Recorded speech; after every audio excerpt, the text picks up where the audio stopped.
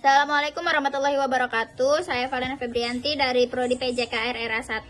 Di sini saya akan menjelaskan tentang sejarah pencaksilat. Pencaksilat atau silat adalah suatu seni bela diri tradisional yang berasal dari kepulauan di Nusantara. Seni bela diri ini secara luas dikenal di Indonesia, Malaysia, Brunei, dan Singapura, Filipina Selatan, dan Thailand Selatan, sesuai dengan penyebaran berbagai suku bangsa Nusantara. Pencaksilat merupakan olahraga bela diri yang memerlukan banyak konsentrasi. Ada pengaruh budaya Cina, Hindu, Buddha, dan Islam dalam pencaksilat. Biasanya setiap daerah di Indonesia mempunyai aliran pencaksilat yang khas. Misalnya, daerah Jawa Barat terkenal dengan aliran Cimande dan Cikalong.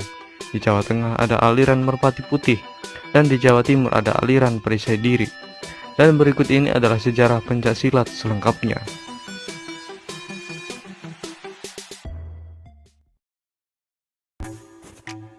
Dahulu nenek moyang bangsa Indonesia telah memiliki cara pembelaan diri yang ditujukan untuk melindungi dan mempertahankan kehidupannya atau kelompoknya dari tantangan alam.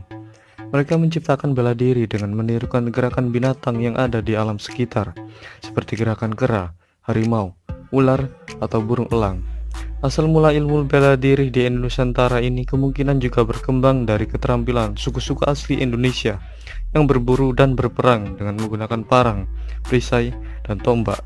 Misalnya seperti dalam tradisi suku Nias yang hingga abad ke-20 relatif tidak tersentuh oleh pengaruh luar.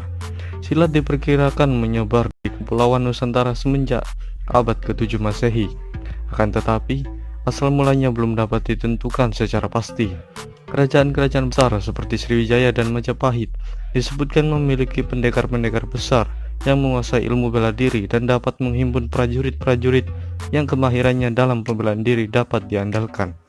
Seorang peneliti silat Donald F. Trigger berpendapat bahwa bukti adanya seni bela diri bisa dilihat dari berbagai artefak senjata yang ditemukan dari bangsa Hindu-Buddha, serta pada pahatan relief-relief yang berisikan sikap-sikap kuda-kuda silat di Candi Prambanan dan Borobudur.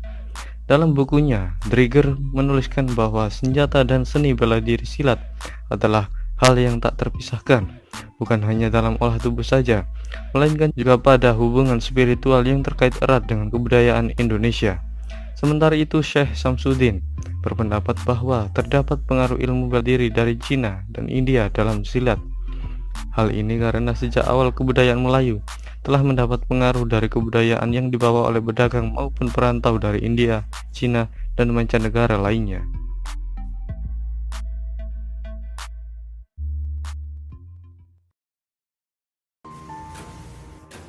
Tradisi silat diturunkan secara lisan dan menyebar dari mulut ke mulut dan diajarkan dari guru ke murid, sehingga catatan tertulis mengenai asal mula silat sulit ditemukan.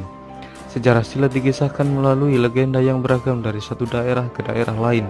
Setiap daerah umumnya memiliki tokoh pendekar yang dibanggakan, misalnya Prabu Siliwangi sebagai tokoh pencak silat Sunda Pajajaran, Hang Tuah Panglima Malaka, Hajah Mada Mahapati Majapahit, dan Si Pitung dari Betawi. Perkembangan silat secara historis mulai tercatat ketika penyebarannya banyak dipengaruhi oleh kaum penyebar agama Islam pada abad ke-14 di Nusantara. Kala itu pencaksilat diajarkan bersama-sama dengan pelajaran agama di surau atau pesantren. Silat menjadi bagian dari latihan spiritual dalam budaya beberapa suku bangsa di Indonesia. Pencaksilat merupakan bagian tak terpisahkan dalam upacara adatnya.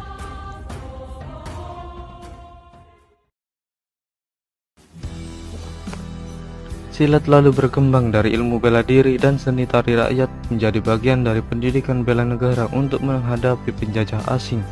Dalam sejarah perjuangan melawan penjajah Belanda, tercatat para pendekar yang mengangkat senjata